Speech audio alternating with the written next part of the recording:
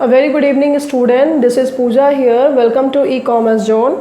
जैसा कि आप सभी जानते हैं चैप्टर 2 हम लोग पढ़ रहे थे अकाउंटेंसी क्लास 12 का, जहाँ पर accounting for partnership firms fundamentals है, ये हम लोग पढ़ रहे थे। जहाँ पे मैंने पिछले क्लास में मीनिंग एंड डेफिनेशन डिस्कस किया था, नेचर डिस्कस नहीं किया था। तो आज हमारा जो टॉपिक रहेगा वो नेचर ऑफ पार्टनरशिप है और उसके अलावा भी कुछ और टॉपिक आज डिस्कस करेंगे। लेकिन क्लास स्टार्ट करने से पहले मैं बोलूँगी, अगर फर्स्ट टाइम आप इस चैनल पर आए हैं तो सबसे पहले आप सब्सक्राइब कर लीजिए और बेल आइकन पे प्रेस कर लीजिए।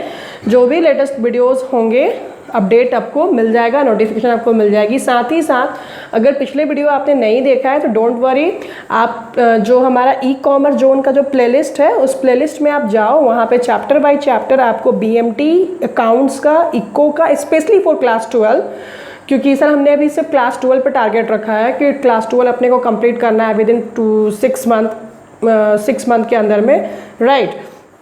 और साथ ही साथ आपको इंग्लिश की वीडियो मिल जाएगी, जो ग्रामर सेक्शंस है, टेंस एंड वॉइसेस अभी वॉइसेस चल रही है, एक्टिव एंड पैसिव वॉइसेस चल रही है, और फिगर ऑफ स्पीच भी है आपका, जो आपका पोइट्री सेक्शन का रहता है, आप देख सकते हैं वहाँ जाके। तो प्लेलिस्ट में आप जरूर विजिट करिए और आराम से आप सारे वीडियोज़ को देख सकते हो, ठीक है। चलो, हमारा जो टॉपिक है, जो नेचर ऑफ पार्टनरशिप बोले या फिर इसको कैरेक्टरिस्टिक्स या फीचर्स ऑफ पार्टनरशिप बोलो, where I am putting my finger here, आप देख सकते हो साझेदारी की विशेषताएं या लक्षण। ये जो है आपके बहुत ही इम्पॉर्टेंट है।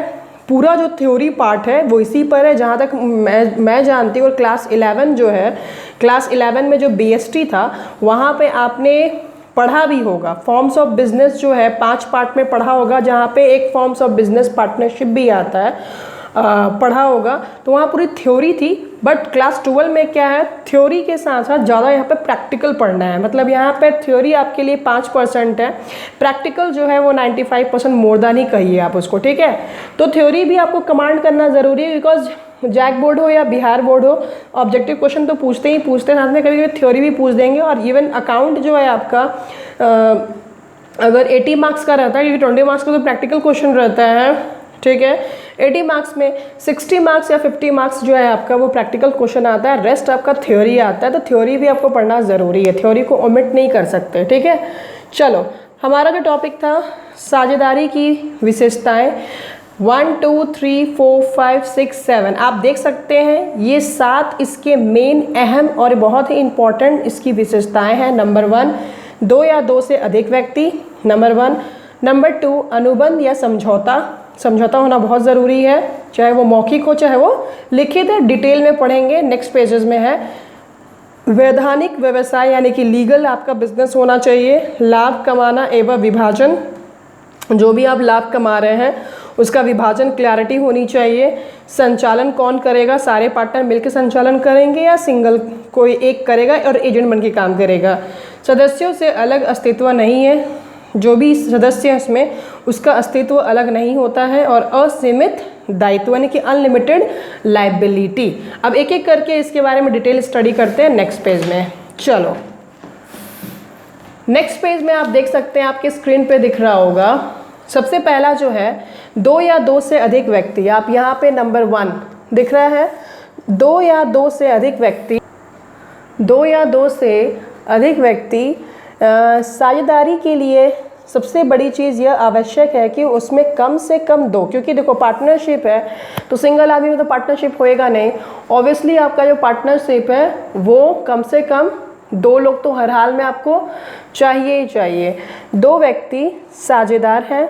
कंपनी विविध नियम 2014 के नियम 10 के अनुसार एक साझेदारी फर्म में साझेदारों की अधिकतम संख्या 50 तक हो सकती है। ये जो ऐसे तो एक्ट जो हमारा है वो 1932 एक्ट है, ठीक है। लेकिन यहाँ पे कंपनी एक्ट, कंपनी जो एक्ट है उसमें ये चीज़ बोला गया है कि जो पार्टनरशिप जो होगी उसमें 50 से अधिक नहीं हो सकती है, ठीक है। इससे अधिक नहीं हो सकती। इस चीज़ का आप ध्यान दीजिएगा। जो rule 10 of the companies miscellaneous rule 2014 में जो आई थी वो कहती है कि आपकी अगर पार्टनरशिप रहती है बिजनेस में तो वो 50 से अधिक नहीं होगी, ठीक है। 1932 एक्ट में कुछ नहीं बोला है, मैं फिर से क्लियर कर दूं, जो पार्टनरशिप एक्ट है हमारा वो 1932 है, 1932 है। वहाँ पर कुछ भी लिखित नहीं है कि कितना मैक्सिमम पार्टनर होना चाहिए, ठीक है। लेकिन इस चीज़ को लिमिट लगाया गया है थ्रू द कंपनी एक्ट। जो कंपनी का जो नियम है, rule 10 of the companies miscellaneous rule 2014 के बेस पर यहाँ पे कंट्रोल किया गया कि अधिकतम संख्या कितनी होनी चाहिए पार्टनर की, 50 होनी चाहिए, ठीक है। अब आते हैं सेकेंड नंबर पर, हमारा अनुबंध या समझौता। साझेदारी की रचना करार या समझौता से होती है। सबसे इम्पॉर्टेंट चीज़, जो भी पार्टनरशिप है उसकी जो रचना है या उसकी जो भी समझौता जो होती है, यह करार ही साझेदारों के संबंध का आधार होता है। करार या अनुबंध या तो लिखित हो सकता है या फिर मौखिक, मतलब आप एक अग्रीमेंट बनवा लीजिए लिखित रूप में, या तो मुज़वानी भी, क्योंकि 1932 एक्ट में उस ज़माने में बहुत ज़्यादा लोगों को ज़बान पर भरोसा होता था। अगर किसी को ज़बान दे दिया तो वो ज़बान से फिरते नहीं थे। बट आज का ज़माना तो ऐसा बिल्कुल नहीं है, बोला कुछ जाता है हो कुछ और जाता है। तो अब क्योंकि 1932 एक्ट पढ़ रहे हो तो उसमें जो लिखा है वो तो आपको लेके चलना पड़ेगा कि हाँ मौखिक भी है लिखित भी है, ठीक है। लेकिन आज की दुनिया में, इन द रियल लाइफ, आज की दुनिया में ऑब्वियसली आप जो भी काम करोगे वो लिखित ही करोगे। लेकिन क्योंकि ये लिखा हुआ है तो आपको लिखना पड़ेगा। ये आपको क्लैरिटी होनी चाहिए कि उसमें 1932 एक्ट में जो अनुबंध है, जो करार है, वो लिखित भी होगा या फिर मौखिक भी हो सकता है, ठीक है। मौखिक समझौता भी वैध है, लेकिन किसी भी विवाद से बचने के लिए समझौता लिखित रूप में होता है। समझौता साझेदारों के अधिकार एवं कर्तव्यों को परिभाषित करता है। अगर आप अग्रीमेंट कर लेते हैं, समझौता कर लेते हैं, तो किस जो साझेदार हैं उनका क्या क्या अधिकार है, क्या क्या उनका राइट्स है और क्या क्या उनका कर्तव्य है, क्या क्या ड्यूटी है, वो पूरा समझौता में एक अच्छे तरीके से परिभाषित किया रहेगा, ठीक है। चलो थर्ड नंबर आते हैं वैधानिक व्यवसाय। वैधानिक व्यवसाय आप देख रहे हैं, साझेदारी अनुबंध का उद्देश्य व्यवसाय करना होना चाहिए और व्यवसाय वैधानिक होना चाहिए। कहने का मतलब है कि जो भी आप पार्टनरशिप कर रहे हैं उस पार्टनरशिप का उद्देश्य में बिजनेस करना होना चाहिए, ना कि कोई गलत काम। आप गलत काम से किडनैपिंग हो गया, आप फिक्सिंग कहीं पे कर रहे हैं, उसमें पार्टनरशिप है, आप कुछ चोरी वाला काम कर रहे हो, इलीगल काम कर रहे हो, ठीक है, तो उसमें अगर आपने पार्टनरशिप की तो वो गलत चीज़ है, वो वैधानिक नहीं है, ठीक है। आपको जो भी काम करना है कानूनी रूप से सही होना चाहिए। नाउ 4 नंबर, लाभ कमाना एवं विभाजन। देखो, हम जब कोई बिजनेस स्टार्ट करते हैं तो हमने कभी सोचा नहीं होता है कि हमारा बिजनेस, देखो कोई भी बिजनेस आप कुछ भी काम करने जाइए, इवन मैं अगर वीडियो रिकॉर्डिंग कर रही हूँ तो मैं एक पॉजिटिव सोच के साथ कर रही हूँ कि हाँ चलो 4 बच्चों को फ़ायदा होगा या 400 बच्चों को फ़ायदा होगा या 4000 या 4 लाख के बच्चों को फ़ायदा होगा। ये मेरा एक पॉजिटिव सोच है यहाँ पे कि कुछ बच्चों तक मेरी जो वीडियो है वो जाएगी, वो बच्चे देखेंगे, कुछ ना कुछ तो वो सीखेंगे ही, जो खास करके हिंदी मीडियम से बिलोंग करते हैं, जो गांव से बिलोंग करते हैं, राइट, ठीक है। मैं चाहूँ तो I can make video for the English student, means CBSE board के जो स्टूडेंट है, ICSE बोर्ड के जो स्टूडेंट है, TS ग्रीवाल बुक फॉलो करके भी बता सकती थी, ठीक है। बट अगर मैंने कोशिश की है हिंदी मीडियम से तो कुछ इसका पीछे का वजह होगा, कुछ रीजंस है, ठीक है। तो उसी तरह से बिजनेस हम करने जाते हैं तो हमारा पॉजिटिव माइंडसेट होता है कि अपने को प्रॉफिट कमाना है, बट अनफॉर्चुनेटली लॉस होता है वहाँ पे। लेकिन आपका माइंड सेटअप शुरू से होता है कि अपने को प्रॉफिट करनी है। तो इसीलिए जब आप पार्टनरशिप एक्ट का डेफिनेशन भी पढ़ोगे तो वहाँ पर बोला जाता है कि अगर लाभ होता है तो लाभ का बंटवारा करना, वहाँ पे हानि के बारे में कोई डिस्कशन ही नहीं होता है, ठीक है। आपको दिखा देती हूँ, जैसे देखो यहाँ पे, एक सेकेंड देखिए, आपको मैं दिखा देती हूँ, पिछले क्लास में मैंने डिस्कस भी किया था। देखो, भारतीय साझेदारी अधिनियम 1932 की धारा 4 के अनुसार साझेदारी उन व्यक्तियों के बीच का संबंध है जिन्होंने किसी ऐसे कारोबार से लाभ, देख रहे हो ना, लाभ, यहाँ पे हानि नहीं है कि हाँ लाभ के स्लैश करके हानि, बांटने का अनुबंध किया हो जिससे वे सब अथवा उनमें से कोई एक या अधिक व्यक्ति सबकी ओर से चलाता है। मतलब आपके माइंड सेटअप में ही क्लियरिटी है कि हम जब बिजनेस कर रहे हैं तो प्रॉफिट के लिए, तो अनफॉर्चुनेटली आपके बिजनेस में लॉस होता है। ठीक है, तो यहाँ पे बोला जा रहा है कि लाभ कमाना एवं विभाजन, साझेदारी का उद्देश्य लाभ कमाना होना चाहिए। अगर आपने पार्टनरशिप की है तो आप पूरी कोशिश करो अपने बिजनेस के लिए, फर्म के लिए, अपने पार्टनर्स के लिए, कैसे करके भी हम कोशिश करें कि हमारा बिजनेस में, फर्म में क्या हो, लाभ हो। हर पार्टनर को ये सोचना चाहिए और कमाए गए लाभ को आपस में बांटना होना चाहिए। हानि के विभाजन के लिए भी समझौता की आवश्यकता नहीं है। It's a common sense. अगर आप लाभ में बंटवारा कर रहे हैं, अगर कल को हानि हो जाती है तो आप स्टार्टिंग में ही थोड़ी, आप तो क्लैरिटी है, कॉमन सेंस है कि अगर कल को हानि होगी तो भी हमें आपस में ही निपटारा करना है। ठीक है, तो यही चीज़ यहाँ बोला जा रहा है। 5 नंबर देखोगे, संचालन, यानी कि फर्म को कौन चलाएगा।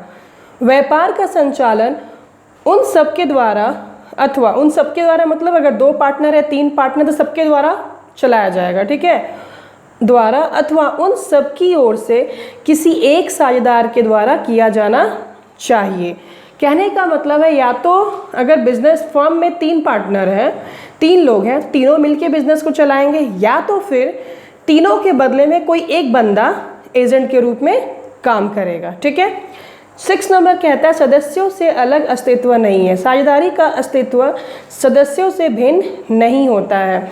जो पार्टनरशिप जो है वो सदस्य से अलग नहीं होता है। ठीक है, हर इंडिविजुअल पार्टनर अपने आप को अलग करके रिप्रेजेंट नहीं कर सकता है। ठीक है, 7 नंबर कहता है असीमित दायित्व, एकाकी व्यापार। आपने ये क्लास 11 के BST में पढ़ा होगा, सोल ट्रेडर, एक आदमी व्यापार कर, ऐसे आप राशन दुकान जाओ, एक अकेला वो राशन दुकानदार जो होता है वो चीज़ों को बेचता है, वो एकाकी व्यापार कर रहा है।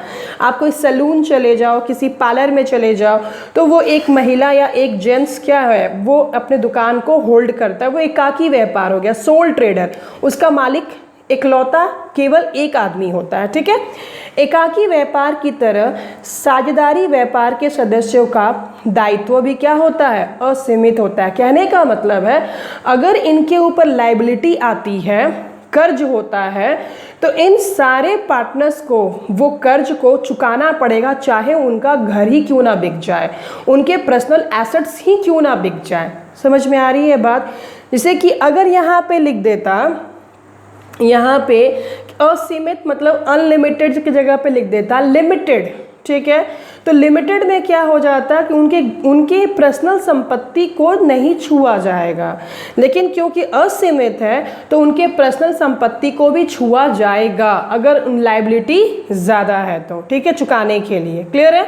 अब यहाँ पे बॉक्स में आप देखोगे, और हाँ मैं बता दूँ डॉक्टर SK सिंह के बुक को मैं फॉलो कर रही हूँ 2020 लेटेस्ट एडिशन से। ठीक है, आप यहाँ बॉक्स में देखोगे स्मरण रखने योग्य मुख्य बिंदु, की पॉइंट्स टू रिमेंबर, दिख रहा है आपको। ये मैं डिस्कस कर देती हूँ इसी में, उसके बाद नेक्स्ट वीडियो में हम आगे पढ़ेंगे। चलिए, पहला पॉइंट है साझेदारी 2 या 2 से अधिक व्यक्तियों का संबंध है। मैंने बता ही दिया है, क्लियर है, जिन्होंने व्यवसाय के लाभों को बांटने की सहमति दी है। जितना अभी तक हम लोगों ने पढ़ा है उसका एक समरी है यहाँ पे। ठीक है, और जिसका संचालन सभी के द्वारा अथवा उनमें से किसी एक के द्वारा किया जा सकता है। तो पहला पॉइंट क्लियर हो गया आपको। दूसरा कहता है साझेदारों के मध्य का समझौता व्यक्त या अव्यक्त हो सकता है, या लिखित या मौखिक हो सकता है। हमने पढ़ लिया इसके बारे में। 3rd नंबर कहता है साझेदारी के निर्माण के लिए न्यूनतम 2 वयस्क सदस्यों का होना आवश्यक है, यानी कि 18 साल से ऊपर। ठीक है, कंपनी अधिनियम 2013 की धारा 464 के अनुसार किसी संघ या साझेदारों के साझेदारी में व्यक्तियों की संख्या 100 से अधिक नहीं हो सकती है। ध्यान देना, 2013 के अनुसार। एक्चुअली पहले कंपनी एक्ट जो थी वो 1956 थी। जब मैंने ये पढ़ाई की थी क्लास 12 की, उस समय हमने जो कंपनी एक्ट के बारे में पढ़ा था वो 1956 पढ़ा था। बट देश में इतना घोटाला हुआ बहुत सारे स्कैम हुए, 2G एंड 3G स्कैम, बहुत सारा स्कैम देश में हुआ था। 3-4 स्कैम्स हुए थे जब कांग्रेस की जब सरकार थी, ठीक है। वीडियो में तो बोलना नहीं चाहिए regarding any particular party, but जो था उस समय बिफोर 2014 के पहले जो हुआ है, मतलब 2013 के पहले सारा स्कैम हुआ था, कुछ शेयर्स मार्केट में भी हो गए थे, ठीक है। तो जिसके तहत क्या हुआ, तो उसमें कुछ जो हमारा जो कंपनी एक्ट था 1956 जो एक्ट था, उसमें कुछ लूप होल थे, ठीक है। वो लूप होल को हटाने के लिए एक फिर से नया एक्ट आया, कंपनी एक्ट, मतलब 1956 एक्ट को ख़त्म करके कंपनी एक्ट 2013 लाया गया, ठीक है। उसी में एक सेक्शन है, धारा है 464, जिसमें कहता है कि कोई भी संघ है या कोई भी साझेदारी में व्यक्तियों की जो संख्या होगी वो कम से कम कितनी होगी, 100 से अधिक नहीं हो सकती। लेकिन उस 2013 में बोला है इस 464 सेक्शन में, लेकिन किंतु कंपनी विविध नियम जो सेंट्रल गवर्नमेंट ने बनाया 2014 के नियम के द्वारा साझेदारों की अधिकतम संख्या कितनी होगी, 50 तक सीमित कर दी गई है। तो आप याद रखिएगा 2014 के अनुसार 50 है और 2013 के अनुसार कितना है, 100 है। इस पर ध्यान दीजिएगा। बट लागू जो होगी देश में वो 50 ही लागू होगी, ठीक है। कल को अगर सरकार बढ़ाना चाहेगी तो बढ़ा सकती है, क्योंकि 100 तक आपके पास लिमिटेशन है ना, तो 50 से स्टार्ट अप कर सकती है। लेकिन अभी जो प्रेजेंटली जो चल रही है वो 50 है। तो कंफ्यूजन कर सकता है ऑब्जेक्टिव क्वेश्चन में। अगर 2013 के अनुसार आपसे पूछ दिया गया तो आपको वहाँ 100 बोलना है, ठीक है। और 2014 के अनुसार पूछेगा मैक्सिमम संख्या, तो आपको वहाँ पर 50 बोलना है। इस चीज़ का ध्यान रखोगे, ठीक है। अगर कुछ भी नहीं बोलता है, 13-14 कुछ भी नहीं बोलता, तो भैया वहाँ पे 50 ही बोलना है, ठीक है, मैक्सिमम जो संख्या रहेगी। साझेदारी अधिनियम में अधिकतम सदस्यों की संख्या का उल्लेख नहीं है, इस चीज़ को भी ध्यान रखोगे। 1932 एक्ट जो है हमारा, उसमें कोई मैक्सिमम संख्या के बारे में बात नहीं बोला गया है, ठीक है। एक साझेदारी व्यवसाय में साझेदारों की अधिकतम जो सीमा है अब 50 तक सीमित कर दी गई है। तो ऑब्जेक्टिव क्वेश्चन को ध्यान से पढ़ना, यहाँ पे थोड़ा सा ट्विस्ट कर सकते हैं टीचर, केयरफुली आप पढ़िएगा। उसके साथ आप ऑब्जेक्टिव में जो उसके 4 मल्टीपल चॉइस क्वेश्चन होते हैं उस पर टिक करोगे, ठीक है। यदि फर्म में, 4th पॉइंट है, यदि फर्म में साझेदारों की संख्या अधिकतम सीमा से अधिक हो जाती है तो इसे अवैधानिक फर्म माना जाएगा। अगर 50 अगर आप 51 कर देते हो तो आपकी जो फर्म है वो इलीगल बन जाती है, ठीक है। सो आज कई वीडियो में हम लोग इतना ही डिस्कस करेंगे, तो फिर वीडियो बहुत लंबी हो जाएगी।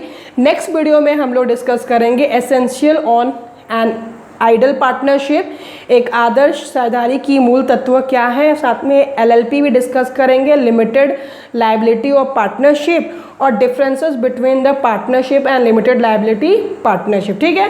सो thank you so much and God bless you all. फिर से बोलना चाहूँगी, वीडियो अच्छी लगती है देन प्लीज़ लाइक इट, और जितना ज़्यादा हो सके शेयर करिए अपने फ्रेंड्स में, रिलेटिव्स में who belongs to the class 12, okay. So thank you so much.